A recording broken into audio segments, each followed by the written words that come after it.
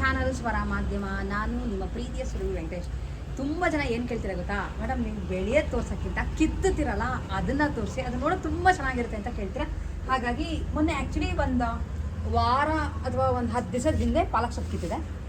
ಆಮೇಲೆ ಚಿಕ್ಕ ಚಿಕ್ಕ ಪಾಟ್ಗಳು ಹಾಕ್ಕೊಂಡಿದ್ನಲ್ಲ ಅದನ್ನು ಸುಮಾರು ಕಿತ್ಕೊಂಡು ನಮಗೆ ನಡೀತಾ ಇತ್ತು. ಈಗ ಮತ್ತೆ ಇದು ಚಿಗುರಿದೆ ಇಲ್ಲಿ ನೋಡಿ. ಫುಲ್ಲು ನಿಮಗೆ ಮೊನ್ನೆ ತೋರಿಸಾಗೆ ನಾನು ಬರೀ ಬೇರ್ ಮಾತ್ರ ಕಿತ್ತೋದು, ಅಂದರೆ ಬೇರ್ ಸಮೇತ ಕಿತ್ತಲ್ಲ, ಸ್ಟೆಮ್ ಮಾತ್ರ ಕಿತ್ಕೊಳ್ತೀನಿ ಈ ಥರ.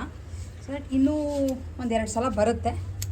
ಇವತ್ತು ರೊಟ್ಟಿಗೆ ಪಾಲಕ್ ಚಟ್ನಿ ಥರ ಮಾಡ್ತಾಯಿದ್ದೀನಿ.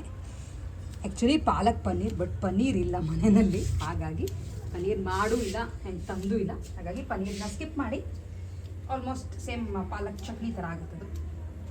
ಸಾಕಷ್ಟು ಇದೆ ನಮಗೆ. ಇನ್ನೊಂದೇನು ಗೊತ್ತಾ, ಮನೆಯಲ್ಲಿ ಈ ಥರದ್ದು ಕಿತ್ಕೊಂಡು ಇದು ಲಿಟ್ರಲಿ ತೊಳಿದೇ ಇದ್ರೂ ಸಕ್ಕತ್ತಾಗುತ್ತೆ. ಸ್ವಲ್ಪನೂ ಮಣ್ಣು ಬರಲ್ಲ. ನಮ್ಗೆ ಇದು ಅಭ್ಯಾಸ ಆಗ್ಬಿಡುತ್ತಾ, ಆಚೆಗಳಿಂದ ತರೋದು ಎಷ್ಟೊಂದು ಮಣ್ಣು, ಆಮೇಲೆ ನೀವು ಎಷ್ಟೇ ಸಲ ತೊಳೆದ್ರೂ ಕ್ಲೀನ್ ಆಗೋಲ್ಲ.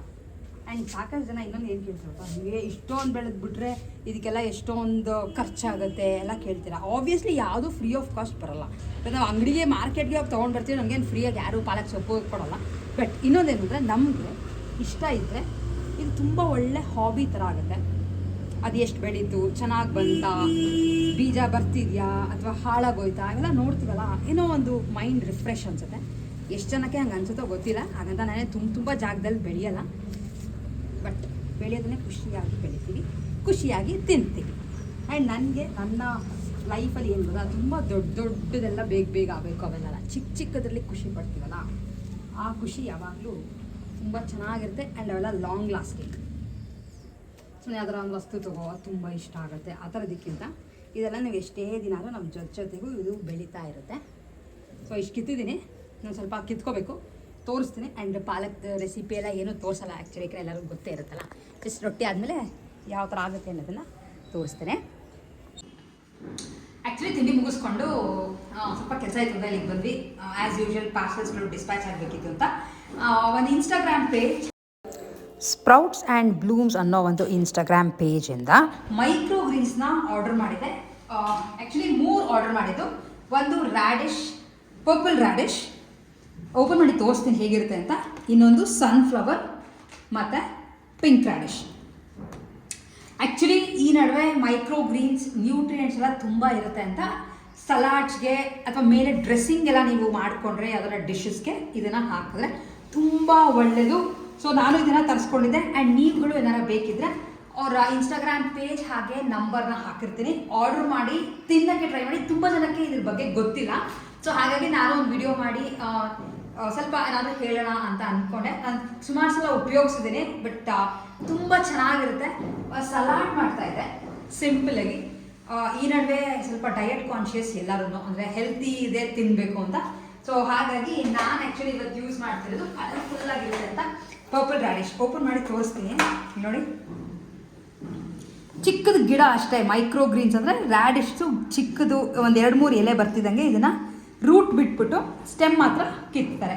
ಆ್ಯಕ್ಚುಲಿ ಇದನ್ನು ಹಾಗೆ ತಿನ್ಬೋದು. ಇದನ್ನು ಕುಕ್ ಮಾಡಿದ್ರೆ ಇದ್ರೊಳಗಿರೋ ನ್ಯೂಟ್ರಿಯೆಂಟ್ಸ್ ಕಮ್ಮಿ ಆಗಿಬಿಡುತ್ತೆ.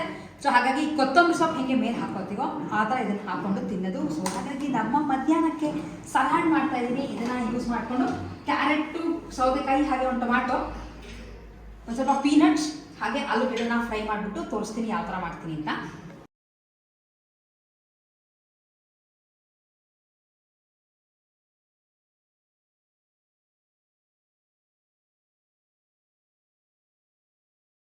ನಾನು ಹಾಕೋತೀನಿ.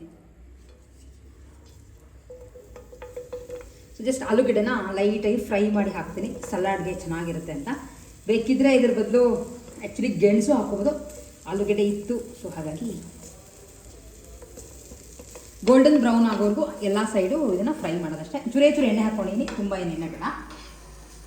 ಸೊ ಮೈಕ್ರೋ ಗ್ರೀನ್ಸ್ನ ಯಾವ ಥರ ನಾನು ಯೂಸ್ ಮಾಡ್ತೀನಿ ಅಂದರೆ ನಿಮಗೆ ತೋರಿಸ್ತಾ ಇದ್ದೀನಿ. ಫಸ್ಟು ಹೆಚ್ಚಿಟ್ಕೊಂಡಿರೋದು ಸಣ್ಣದಾಗಿ ಒಂದು ಸೌತೆಕಾಯಿ, ಹಾಗೆ ಈರುಳ್ಳಿ,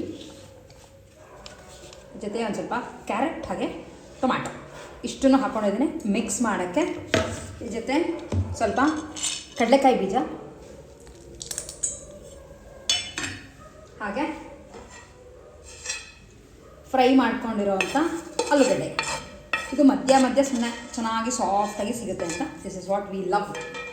ಅದಕ್ಕೆ ಅದನ್ನು ಹಾಕ್ಕೊಂಡು ಮೇಲೆ ಡ್ರೆಸ್ಸಿಂಗ್ ಅಂದರೆ ಇದಕ್ಕೆ ಅಂತ ಟೇಸ್ಟ್ಗೆ ಅಂತ ಸ್ವಲ್ಪ ಪುಡಿ ಉಪ್ಪು ನಿಮ್ಗೆ ಎಷ್ಟು ಬೇಕೋ ಅಷ್ಟು ನೋಡ್ಕೊಂಡು ಹಾಕ್ಕೋಬೋದು.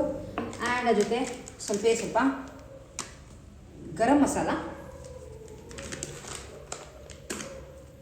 ಅದ್ರ ಜೊತೆ ಒಂದು ಸ್ವಲ್ಪ ವೈಟ್ ಪೆಪ್ಪರ್ ಪೌಡರ್.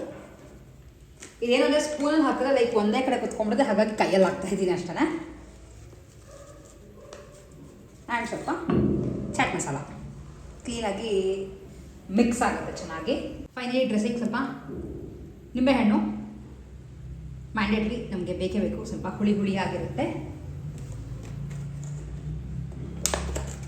ಹಾಗೆ ಇವತ್ತು ನಿಮಗೆ ತೋರಿಸೋದಲ್ಲ ಮೈಕ್ರೋ ಗ್ರೀನ್ಸ್ ತರಿಸ್ಕೊಂಡಿದ್ದೀನಿ ಅಂತ, ಪರ್ಪಲ್ ರ್ಯಾಡಿಶ್, ಅದನ್ನು ಬೇಕಿದ್ರೆ ಕಟ್ ಮಾಡ್ಕೋಬೋದು, ಇಲ್ಲ ಹೀಗೆ ಹಾಕ್ಕೊಂಡ್ರೆ ನೀವು ಮಿಕ್ಸ್ ಮಾಡಿಕೊಂಡು ತಿಂದರೆ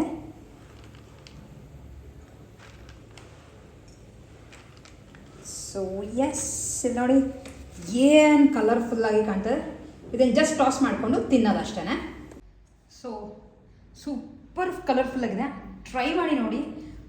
ಲೈಕ್ ಕೆಳಗಡೆ ಅವ್ರ ಕಾಂಟ್ಯಾಕ್ಟ್ ಡೀಟೇಲ್ಸ್ ಹಾಕಿರ್ತೀನಿ, ಆರ್ಡರ್ ಮಾಡಿ ಚೆಕ್ ಮಾಡಿ, ಎಲ್ಲರಿಗೂ ಇಷ್ಟ ಆಗುತ್ತೆ ಇದು. ಯಾಕೆಂದರೆ ದೊಡ್ಡದಾದ್ಮೇಲೆ ಎಷ್ಟು ಇದರೊಳಗೆ ನ್ಯೂಟ್ರಿಯೆಂಟ್ಸ್ ಇರುತ್ತೋ ಅದ್ರದ್ದು ಆಲ್ಮೋಸ್ಟ್ 10 to 20 ಟೈಮ್ಸ್ ಜಾಸ್ತಿ ಇರುತ್ತೆ ಈ ಚಿಕ್ಕದ್ರಲ್ಲಿ. ಆ್ಯಂಡ್ ಸಖತ್ ಕಲರ್ಫುಲ್ಲಾಗಿ ಇದೆ. ಡೆಫಿನೆಟ್ಲಿ ನಮ್ಮ ಮನೇಲಿ ಎಲ್ಲರಿಗೂ ಇದು ಇಷ್ಟ ಆಗುತ್ತೆ, ಹಾಗಾಗಿ ಒಂದು 3 ತರಿಸಿದ್ದೀನಿ.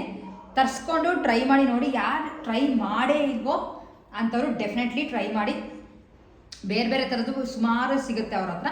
ನಿಮಗೆ ಯಾವುದು ಬೇಕೋ ಟ್ರೈ ಮಾಡ್ತಾ ನಿಮಗೆ ಆಮೇಲೆ ಅದ್ರ ಎಸೆನ್ಸು ಅಷ್ಟೇ. ನಾನು ಹಾಕಿರೋದು ಇವತ್ತು ರ್ಯಾಡಿಶ್ದು, ಪಿಂಕ್ ರ್ಯಾಡಿಶ್, ಅದು ಹಾಗೇ ತಿನ್ಬೋದು. ಒಂದ್ಸಲ ತೊಳೆದ್ಬಿಟ್ಟು ಯೂಸ್ ಮಾಡಬೇಕು ಅಷ್ಟೇ. ನಾನು ತೊಳೆದು ಇಟ್ಕೊಂಡೆ, ಅಂದರೆ ತೊಳೆದ್ಬಿಟ್ಟು ಹಾಕಿದ್ದೀನಿ ಅಷ್ಟೇ. ಬೇರೆ ಕಟ್ಟೆಲ್ಲ ಮಾಡಿದ್ರೆ ಸ್ವಲ್ಪ ನ್ಯೂಟ್ರಿಯೆಂಟ್ಸ್ ಕಮ್ಮಿ ಆಗುತ್ತೆ. ಆ್ಯಂಡ್ ಕುಕ್ ಮಾಡೋಕ್ಕೂ ಹೋಗಬೇಡಿ. ಸಾಕಷ್ಟು ಬೇರೆ ರೆಸಿಪೀಸ್ ಮಾಡ್ಕೋಬೋದು ಇದರಲ್ಲಿ. ಕೆಲವು ನಾನು ಮಾಡಿರೋ ಫೋಟೋಸ್ ಇದ್ದರೆ ಅಟ್ಯಾಚ್ ಮಾಡ್ತೀನಿ. ಒಂದ್ಸಲ ವಾಶ್ ಮಾಡಿ ಇದಕ್ಕೆ ಹಾಕೋ ಅಷ್ಟೇ. ನಾನು ವಾಶ್ ಮಾಡೋದು ನಿಮಗೆ ತೋರಿಸ್ಲಿಲ್ಲ, ಜಸ್ಟ್ ಒಂದು ಮಾಮೂಲಿ ವಾಶ್ ಮಾಡ್ತೀವಲ್ಲ ಅಷ್ಟೇ. ಟಣ ಮಿಸ್ ಮಾಡಿಬಿಡಿ, ತರಿಸ್ಕೊಂಡು ಟ್ರೈ ಮಾಡಿ ಹೇಗಿದೆ ಅಂತ ನನಗೆ ಹೇಳೋದನ್ನ ಮಿಸ್ ಮಾಡಿಬಿಡಿ. ಆ್ಯಂಡ್ ನೀವು ಅವ್ರಿಗೆ ಆರ್ಡರ್ ಮಾಡಿದ್ರೆ ನನ್ನ ಚಾನಲ್ ನೋಡಿಕೊಂಡು ಮಾಡಿದೆ ಅಂತೇಳಿ, ಸೊ ಅವ್ರಿಗೂ ಖುಷಿ ಆಗುತ್ತೆ. ಲೈಕ್ ನೀವು ನನ್ನ ಚಾನಲ್ ನೋಡಿ ಈ ಥರದ್ರಲ್ಲೂ ಇನ್ಸ್ಪೈರ್ ಆಗಿ ಅವ್ರನ್ನ ಆರ್ಡ್ರ್ ಮಾಡ್ತೀರಾ ಅಂತ ಅವ್ರಿಗೂ ತುಂಬ ಖುಷಿ ಆಗುತ್ತೆ. ಇದನ್ನು ಆಲ್ಮೋಸ್ಟ್ ನೀವು 8 ದಿವಸದಷ್ಟು ಆರಾಮಾಗಿ ರೆಫ್ರಿಜರೇಟ್ರಲ್ಲಿ ಸ್ಟೋರ್ ಮಾಡ್ಬೋದು. ಆ್ಯಂಡ್ ಇವತ್ತಿನ ವೀಡಿಯೋ ಇಷ್ಟ ಆಗಿದ್ದರೆ ಲೈಕ್, ಶೇರ್ ಆ್ಯಂಡ್ ಸಬ್ಸ್ಕ್ರೈಬ್. ಸಿಗೋಣಂತೆ ಮತ್ತೆ, ಅಲ್ಲಿವರೆಗೂ ಟೇಕ್ ಕೇರ್.